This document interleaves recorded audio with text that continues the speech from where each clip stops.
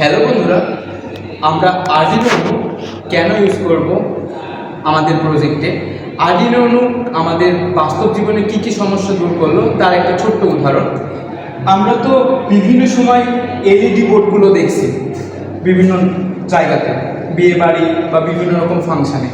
LED বাল্বগুলো ঠিক একইভাবে জ্বলে না, তাদের প্রত্যেকটা আলাদা আলাদা থিম করে দেওয়া থাকে, এই থিম অনুযায়ী সে জ্বলবে। তো আমি মনে করি এটা একটা এলইডি বোর্ড। এলইডি বোর্ডটাতে মনে করি 10,000 এলইডি লাইট আছে। 10,000 এলইডি লাইটকে যদি আমি কন্ট্রোল করার চেষ্টা করি তাহলে আমাদের ট্রানজিস্টরের প্রয়োজন। আর ট্রানজিস্টরের কয়টা মাথা? 3টা মাথা। তো ট্রানজিস্টরের যদি 3টা মাথার জন্য আমার প্রত্যেকটা লাইটের ট্রানজিস্টর প্রয়োজন একটা করে, তাহলে 10,000 আমার ট্রানজিস্টর হবে।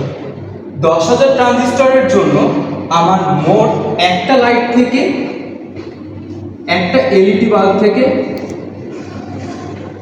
3টা করে পিন বেরোবে। তাহলে 10,000 লাইটের জন্য 30,000 পিন বেরোবে। 30,000 পিনকে কিন্তু বায়াসিং করা অনেক জটিল একটা প্রক্রিয়া। এই জটিল প্রক্রিয়া সমাধানের জন্য আমরা আরডিনো উনো ইউজ করি। এই জটিল প্রক্রিয়াটা সমাধানের জন্য আমরা খুব সহজেই কোড ইনপুট করে আমরা এই বায়াসিং প্রক্রিয়া খুব সহজেই করতে পারি। এই জন্য আরডিনো উনো আমরা খুব সহজেই জটিল জটিল প্রক্রিয়া সমাধানের জন্য ইউজ করি। ধন্যবাদ সকলকে।